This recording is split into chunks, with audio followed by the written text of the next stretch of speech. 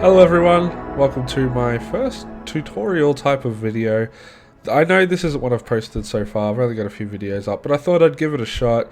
I got a couple questions on Instagram asking how I did it, what I used to do this Demogorgon clip right here. I'm going to try this today. It might turn into a series, it might not, but I'm basically just going to composite a shot. And super chill vibes. I'm just going to screen record the whole process, drop it up a bit, see how it goes, and maybe if it goes well I'll do some more tutorial style videos in the future. I'm not going to structure this super heavily. I'm just going to kind of chill, do it the way I do it, not really take it in parts. I'm just going to show you guys how I do it and give some tips along the way, I guess. Yeah, we'll see. Alright, so you'll notice we're in the media pool. Now I do have two monitors, so if you look down here, you will see the second monitor, this one here. If we go over to the second monitor, you'll see that we're in the media pool. Okay, so I have the footage from the entire sequence here. Now we're just going to need this clip. If you bring that up here, you can see this is kind of like what we're working with. It's just a static shot. It doesn't really matter. You just need to film something like this. Now, I'm not going to go into a massive tutorial about lighting and actually building the Demogorgon and stuff like that. If you guys are interested in seeing the Blender side of things, the animating and the lighting, feel free to drop a comment. I'm more than happy to do it, but that's just, I thought this would be a bit more interesting because this is like where you get the good results and stuff like that. Then I've also got the PNG sequence here of the Demogorgon. That's kind of like what we're working with. It's just two things of footage. And then lastly, we have this clip here, which I just did a quick particle simulation. Look, it's not the best, but it's going to be one of those things where you can kind of get away with it. They all kind of disappear. I'm not really happy with this, but it works for the shot, which is good. That's all we need. I'm not going to worry about bins or anything. As you can see, it is kind of just these three clips in the master bin, but it's not a huge sequence. It's three elements that we're going to need. So, you know, maybe down the line when I tackle a few more shots, we'll set up a proper file structure and stuff like that. But for now, we'll just leave it at this. Alright, so now that we are in the edit tab, then we can move on to actually getting this scene set up. So first thing we're going to want to do is go to File, Project Settings, and in Project Settings you're going to want to set all of your, dimensions, frame rate, all that sort of stuff. Now I shot this at 4K, I'm going for a widescreen look, so I actually have a preset for that. I just call it widescreen 24 FPS. Alright, so let's just go through this preset real quick. So it's 3840 by 1606. That is kind of the widescreen look, as you can see here. This is the sort of dimensions we're looking at. 24 frames per second because that's the cinema standard. That's what a lot of stuff is shot in. And this is it's all kind of just the same. Now, one thing that we do need to do is head over to color management and change this from DaVinci YRGB to DaVinci YRGB color managed. And we'll just leave it at that. Just leave it at that and click save. And you should be all good to go. Now, the reason I've done this is because this, look at this. It's automatically put into Rec 709 because I shot this in RAW. If you didn't shoot this in RAW, it's still worth doing the color managed settings. But there will be a couple of extra steps to get it to Rec 709 properly. It's super easy, it's great, it does it properly, so there's no guesswork at all. And it helps so much, and it makes it look so good. I'll go back into project settings, right? And if we change that back to DaVinci YRGB, look at that. It's back to the raw clip. But then we change it back to color managed. Because it's a raw clip, it knows the data, it automatically goes to Rec 709. It's sick. I love it so much, and it really helps with compositing because you don't have to do any guesswork with color matching. You don't have to try and match your visual effects elements to raw footage, which is super hard to do. It converts it to Rec 709, you composite your visual effects elements to this, which is so much easier to do, and then when you get to the grading stage, it doesn't start it from raw, and you just have such... It's great. You'll see what I mean in a sec. We will go into color grading a little bit. Next thing you want to do is kind of grab the Demogorgon clip, because this clip isn't shot perfectly. Like, it wasn't shot especially for this specific Demogorgon clip. So it's super long compared to the actual clip. So we'll start it around here. I think that's all right. And then we kind of just cut it off, because we want to go for like that cut to black sort of look, which is what I did. So when he starts to stop his raw, so we'll go from maybe here. Okay, so we cut that back, and then we just delete this. So now we have this. The clip is the right length. As you can see, I mean, look, it doesn't look horrible straight on top. It doesn't look horrible, but it looks pretty bad. We just get rid of that one, and now we're left with the clip that's the right length, and then we can right-click that clip and do New Fusion Clip. Now, if we head across to Fusion, here we are with the Fusion page. Okay, so I have just noticed this issue here. It's a super easy fix. You can just scale up the footage by like a couple pixels, but it's honestly not that big of a deal. We want to save as much of the image as possible, because we are going to be kind of trying to mimic an anamorphic sort of look with the lens distortion and stuff like that. So this, it's not going to be in frame anyway, plus the camera shake zooms in a bit. So it's not a big deal for this clip specifically, but usually this is something you'd want to fix by just scaling it up. I'm not sure what happened here. I think maybe I got the dimensions wrong. Like I said, it's already in Rec 709, so it's going to be a lot easier to color manage. First things first, I'm going to bring my Demogorgon and my particles in, just so they're here. Let's name them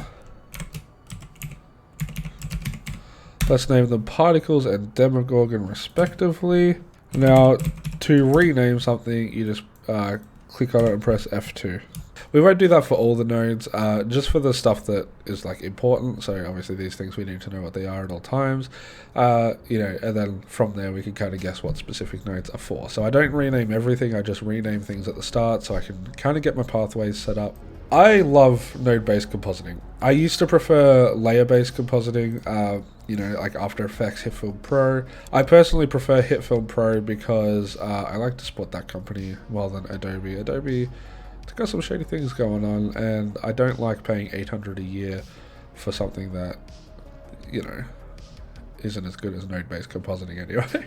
So yeah, I do a lot of stuff in Hitfilm Pro and then composite it all together in here, which we will get into. I'll go through like my whole visual effects process in one video. Like we'll get into that, but for now we just need to know that this is node-based compositing, not layer-based. If you are coming from After Effects, that is something you need to keep in mind, but this is super transferable to stuff like Nuke and even the Blender compositor, and it's honestly not that much of a learning curve as you might think from something like After Effects and something that is layer-based. It's just kind of a different way of thinking. So with nodes, you go from your footage, which is like base footage, and then this is whatever's going to be rendered out. So this is your final image. Now you can do 1 or 2, or you can take it apart. So you can do 1 and 2, and that shows where that'll show up. You got 2 viewers here. So if I wanted to do the Demogorgon on number 1, he's here. I usually don't use this one, honestly, but it's worth it to have if you need to inspect a layer for something. You know, you might need to look at the way a shadow is playing off something, or look at the lighting or movement. You know, it's all worth keeping there. The first thing you want to do is merge your Demogorgon clip over your footage. Now, like I said, it doesn't look horrible. Like it looks pretty good considering the circumstances. So the first thing I notice is that the colors don't match. Obviously this is a white wall and the Demogorgon has like this weird fleshy color, so it's not going to match perfectly, but it is a much cooler scene than this is. Even if it wasn't the case, like if this was super white balanced and this was how it was supposed to look, you would still want to change it a little bit just so it didn't look bad. You know, in visual effects, obviously you want to go for realism and like photo real in quotation marks, as they say, but sometimes you need to kind of look at the overall image compared to this one specific thing. The blacks can be pure black on both things, and that could be fine, and the whites may make sense, but if they look off like this does, it's just the whole image is going to look off and someone's going to say something about it, you know. So yeah, we do want to kind of color correct this a little bit. Also, just a side note, I absolutely love this model. It is so detailed and insane. I use it for everything Demogorgon. Like, look at this. Look at that. How good is this? Oh my god. I use this for everything Demogorgon related. I will leave a link in the description to where I got this model from, but it is honestly, like, I think it costs like $15 or something, but oh my god, it is amazing. I love this model so much. It's based off the Dead by Daylight Twisted Demogorgon, so it's not the one from the show. So first thing we want to do is get a color correcting node. Now you can press Shift and Spacebar, and that will bring up this kind of node menu where you can just search something. So I can just, you know, for example, search blur, and it'll come up with all the different blur effects, or effects with blur in its name. But luckily we've got this tab here, and if you just click this one while your footage is selected, you click color corrector and it attaches it to it automatically. It's great. One thing that is very important, especially when working with transparent footage, or just kind of footage in general, Fusion does this weird thing where it kind of color corrects the entire image. So if we go to lift here, it lifts the entire image. This would be good if that's what you wanted to do, but it's not what we want to do. So what we do is we go into options and just click pre-divide post multiply. Now when we go back to it, if we do the lift, it just affects the alpha. So now we can get into actually color correcting this image. This is the blackest part of the image. A lot of people would go for something like this, but don't do that because this was actually lit. It's very dark, yes, and it looks super dark, but it was still lit with like there was lighting in that room to make it look like this. You also don't want to do something like these photo frames here, because while that is black, yes, it's not the right type of black. See, these are all shadows and stuff like that. If we wanted something that was part of the Demogorgon to be pure black, something like this spike, for example, just say that was pure black. We wanted it to be pure black. We would match that to this, and that would be fine. There would be a few more steps involved to kind of get that result, but we're trying to match the shadows. And if we look here, this is actually a mirror going into a pitch black room. So this is the closest we're going to get. There's nothing exactly like what we want, but this is definitely the closest that we're going to get. If you actually look in the corner, there are RGB values. Now that is what we use to kind of color match things. So as you can see, everything is like around 0.0002 or 0003. So that is what the darkest parts of the Demogorgon have to be for it to match properly. So we kind of just want to pick around here. This seems like it'll be the darkest area. It's, you know, like in a cavity in his chest sort of thing. That seems fair. So what are we at here? So we're at like 0007. So we need to bring that down. So we get the lift because that controls the shadows, and we type in minus 0.0004. Now the reason we do 4 is because we want to get it from a 0.7 to a 0.3, and obviously 7 minus 4 is 3. So we do that, and it's so subtle. It is so unbelievably subtle, but you can notice it. If we just go shift and drag it out, it is very subtle. This is, I guess, in terms of contrast, this is mathematically correct. If we want to keep it that way, that's kind of up to us. I'm happy with it. I think it looks good. You know, you still got some detail here, and we do want to preserve a little bit of detail. We don't want it to be completely black, because when we get into the color grading stage, that's when it's really going to be pushed down. You know, things are going to be a lot more, like, not dull, but a lot more monochrome, I guess. You know, we're going to take out some saturation. We're gonna bring the blacks down quite a bit, and yeah, so that's where That's where that comes in. So for now, this is good. I think the contrast matches well. We could potentially lift this highlight up a bit because it looks nice here. When you compare it to this, it's super dull. And this usually wouldn't be an issue because it depends on the actual thing you're trying to composite. Now, the Demogorgon is always slimy, so he reflects really well. So we want to treat this as almost just like a mirror or a really shiny surface. So this would probably be close to fully white. So what we want to do is we want to go here and we want to change it to affecting highlights only. Because look, I'm not the first one to say it. I'm sure you've heard people say it before. DaVinci's color settings or just color science in general is great. So if we change it to highlights, it will only affect the highlights. It's amazing. Alright, so if we get the lift up and the gain up, as you can see, it's just a little bit shinier, which is what we want. Okay, now we can take that shininess a step further by lowering the gamma. Now, the only reason I'm suggesting this is because we get that, yes. So it kind of adds that shiny specular highlight sort of thing that you don't get normally. If you go too far, obviously it's, well, that's crazy. So you don't want to take it too far, but even that's way too far. So if we take it back to around where it is and we just keep going till we get a little bit of that shine come through and then dial it back just a little bit. Awesome. I like that a lot. So if we grab this again, see, it's super subtle. It just adds that contrast. I think it's good. I think it's good.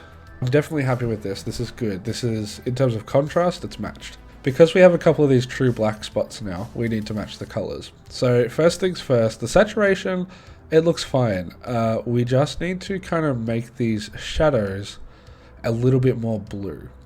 Now, I would recommend adding another color corrector node just so that you have the control, because we don't know how this stuff is going to affect in the actual node itself. Now, if we move this on to the shadows, and even if we just quickly go a little bit more blue, we want to make this almost look white, just so it matches. We need to make it fit in as much as we possibly can. Just the tiniest bit.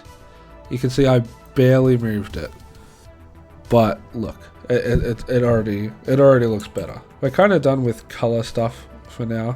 What we want to do is we want to simulate this being a real thing in this lens. Now, if you look here, obviously this was shot at f1.8, so the depth of field is super shallow. Nothing is going to be as crisp as what it is. Not everything is going to be in focus either, so that's something we've got to keep in mind too. If we want to keep the focus on his head, because that is kind of the main focus, we could probably just blur out like anything past here because it goes back. So I think that is what we'll do. We won't blur it too much, just a little bit. It's a super subtle effect, but it will get the job done.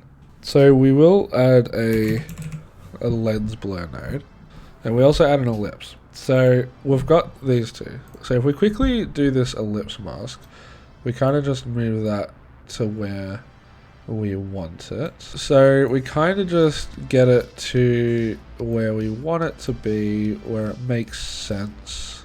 It might be worth doing a polygon node, but for now we'll just keep it as an ellipse. It'll do the job just fine. Okay, so if you just shift click this in, it automatically does it, which is what you want. This is not what you want. Oh, yeah, that looks weird. We simply go here and just click invert. That's all you gotta do. Now, this is way too drastic. So what we can do, firstly, is we need to work out this edge, because at the moment, as you can see, if we just go here, it's just a hard edge. It doesn't look nice. So we need to drag up this soft edge here. It's a lot, as you can see, it's a lot more gradual, which is what we need. Maybe that's a bit too gradual. It's kind of giving like a foggy look, I guess. So yeah, okay, that seems fair. Okay, cool. So we've got that down. Now we need to actually match the blur, because this is way too drastic. F1.8, it's still a decent depth of field. You know, it's not going to be this insane. And like I said, if you just look at it now, it looks super unnatural and wrong. So what we do is we go into the blur node. We just bring down this blur size until, so this is 0 and we want it a little bit more than that. So I would honestly leave it at this. It looks like it's going out of focus. That's what we want. We don't want it to be, you know, as out of focus as something back here, because that's just not what we want.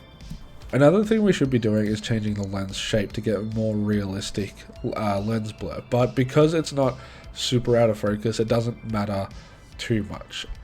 It matters a little bit, but not to the point where you're actually going to notice it. And I don't actually know how many blades the lens I shot this on has. It's all at the studio right now, so I really don't know. But we'll leave it as a hexagon because that is the most common. But who knows what it is. But that's something you definitely need to keep in mind. So make sure when you're shooting for visual effects, you take note of how many blades your lens has. This depth of field is looking kind of nice. Nothing I can really see that's wrong with it. I'm digging it. One thing I am noticing is that this red is super saturated compared to everything else. This is something you need to keep in mind. We are going to fix this in the color correcting stage, not the compositing stage. But it's definitely worth keeping in mind and taking notes of things that you do need to fix in the coloring stage, because this is very distracting. Frankly, it looks a little bit unnatural, but you know, it's fine. It's good. We will fix that later. We've got that written down. Cool. Let's move on. Honestly, there's not a huge amount that we need to do. What I will do though is add a transform node. This transform node will help us reposition this because I think is a little bit too high. I like him to be in more the center.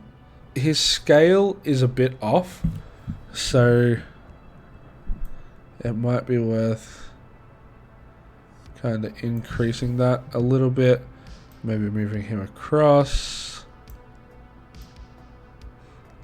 Okay, cool. This seems to be composited well. It's super simple. There's nothing crazy going on, just because a lot of the work went in Blender, and it's really just color matching and kind of making things a bit more adjusted. Okay, so the next thing we have to do is grab this particles and merge it over our merge 1 node. As you can see, it's all gone all weird, which is easy to fix. So we go over here and go to apply mode and do screen. You're going to be using screen a lot. Do a little bit of research into these other ones because they are useful for certain things, but screen and multiply, you're going to be used so much. We could potentially leave it like this. You know, the brightness, it's kind of matching. If we bring another particles in and we want to kind of switch it up a bit, what we could do is merge that and then merge this with that one. So then when we go back to this merge and change that to screen as well, now they're behind him, which, you know, we could want that. That could be something that, like, you know, it looks like they're being lit from the background. We will need to kind of turn it down a little bit. I think that's fine. I'm going to another lens blur.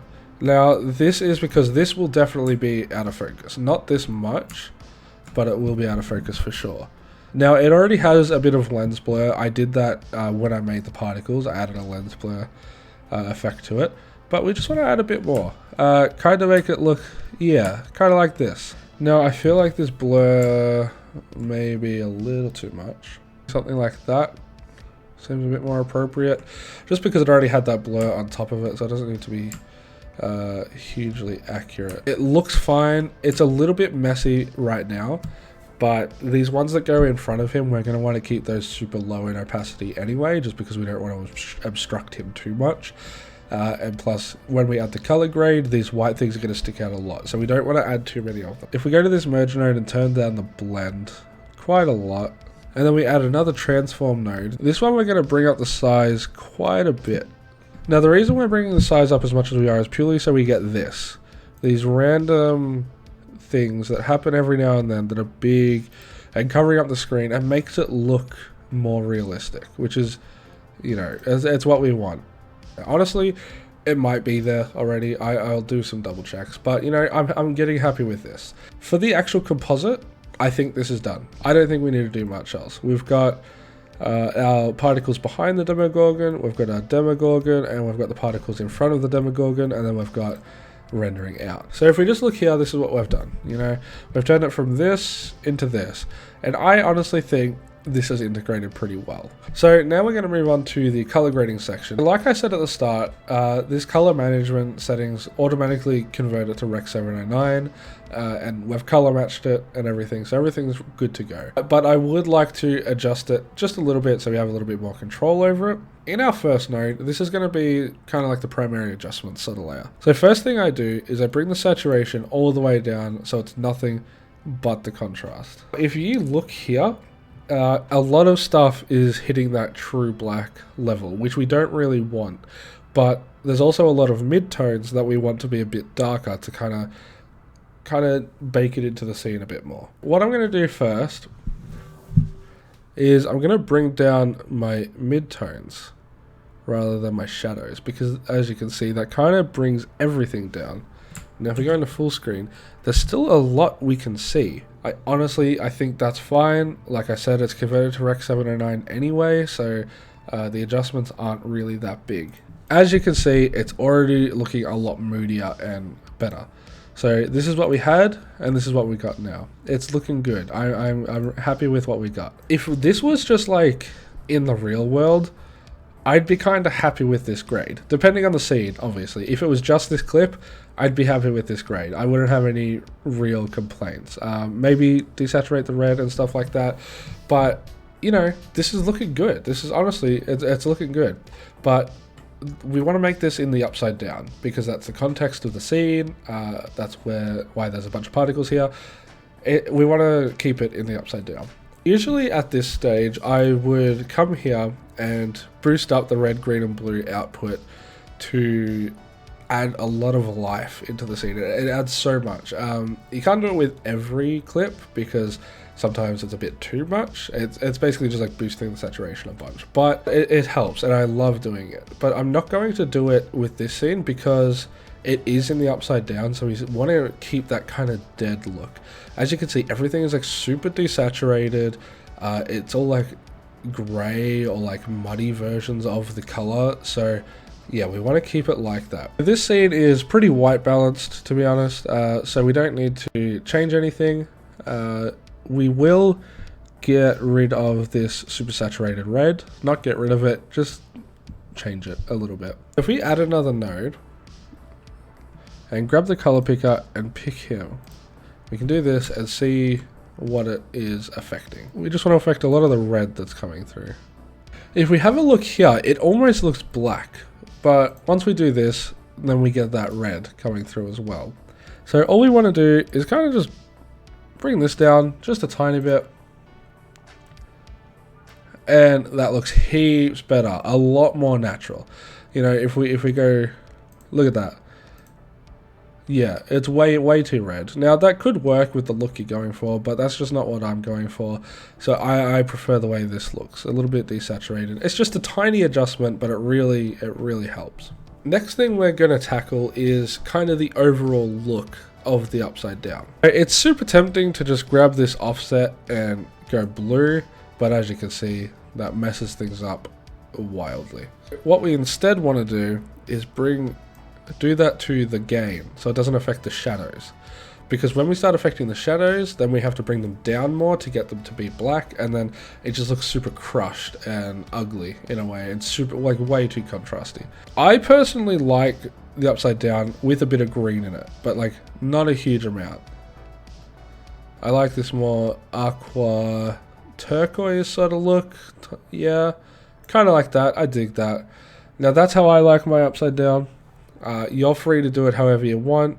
In the scene that I actually uploaded, I went for a more traditional, like vibrant blue sort of look, but this is kind of how I like it personally. Next thing you want to do is kind of add your secondary color to your gamma instead of your shadows. Now the reason I say instead of the shadows is kind of like why you don't do the offset. It's like the second you start adding color to the shadows, you have to bring them down even more to get that true black, and without that true black, your audience isn't really going to believe your grade. Usually you want to have true black and true white in the same shot. It makes everything else look supernatural and super real. But because this isn't supposed to look super real, we can sacrifice that true white for this turquoisey blue sort of color. But as soon as we sacrifice the true black, it looks unnatural. It's weird how it works, I know, but that's how it works. Just a tiniest bit more green. Now luckily the upside down is a pretty simple grade, so we'll only need a couple more nodes, but we add another one. What I'm actually going to do is bring down the saturation a little bit. Now I know what you're thinking, why would you bring down the saturation? And that's purely because with dark scenes, light gets less saturated. Now this is pretty bright, I'll give you that. So we are going to add a little bit more of that blue, that bluey turquoise sort of color, but we're still going to keep it a little bit desaturated. Now the reason, like I said, the reason for this is we don't want it to be super vibrant. You know, this place is supposed to look dead, and it's supposed to be kind of it's supposed to be kind of like rotted and dead. So we want to really keep that, and not to mention it is a dark scene, so it's not supposed to be as saturated. So I think we're getting good now. I will leave that there. Honestly, we don't want to play with the shadows much. We're gonna try and stop ourselves from playing with the shadows just because we have them at such a good point right now. We don't want to mess that up. We'll just add one more node. We might actually grab the color picker again and do this. Now this is kind of gonna grab a lot of stuff if we let it, but we're not going to let it. We just want it to grab this sort of stuff so we can get this wall and kind of just bring that down a bit. Now if we look back, it's not a super huge difference, but when you go back and forth, it's really noticeable. So if we just go full screen, this is what we're dealing with at the moment. Now I like the way this is looking personally. In terms of color, I like the way it's looking. To be honest, you can't really notice much of a difference, but I do kind of prefer it with that red because it gets desaturated anyway, so it's not distracting at all, but adding that little bit of color kind of grounds it a little bit. So kind of just disregard the whole thing I said about the red, unless you were doing it in the normal world, then you don't want those super saturated colors to kind of throw it off. But yeah, so for this particular grade, we'll disregard that whole muted red sort of thing. And I think we're done with colors. I think we're done with the colors. We open up our effects panel, and now this is where we kind of get into the more stylistic stuff. Now one thing I like to do straight away is to add lens distortion. Now this kind of just gives it a little bit, that's a bit much. Alright, so if you look here, it gives it that little bit of anamorphic look. Like I said, that's why I wasn't too worried about these edges, because when you add this, it kind of stretches it out anyway. But yeah, it just adds, it's so subtle, but it works. It looks nice. It's like a subconscious thing you see. Now I will do a video in the future on how to actually recreate an anamorphic look from a spherical lens, but for now this is fine. We just want to get that distortion around the edge. Plus, at the very least, the distortion makes it look a little bit weird. Like when the particles go off, they kind of stretch a little bit. It makes it look a little bit weird, and you know, the upside down is supposed to be weird. This is where you can really take those like creative freedoms with what you're actually doing. Next thing we're gonna do is add a vignette. That's way too much, obviously, and we want to go advanced. When you click advanced, you can kind of change where the center of it is, and we want it to be here. We change out the anamorphism to kind of match the aspect ratio, and we're good to go. If we go back to the edit page, this is what we're working with. It looks good. Everything kind of fits together well.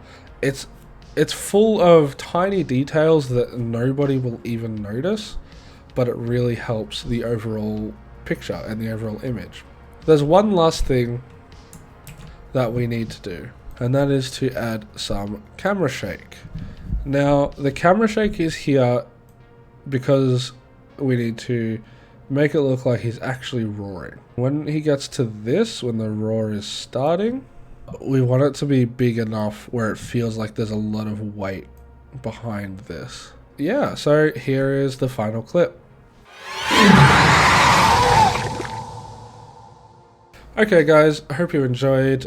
Like I said, this was my first video. It was going to be more of a chill vibe sort of thing. I'm not really going to focus much on each specific step, but you know, I gave you some tips along the way and I hope you guys enjoyed. If you guys did enjoy, let me know so I can kind of make this a series. You know, I'll do shots every now and then and I'll just composite it in one big go and you guys can kind of join and chill. Every time I do a shot, or you know, if I do something for work, I'll break down how I do it on here, and yeah, we'll see how it goes. But until then, hope you guys enjoyed, and I will be back soon.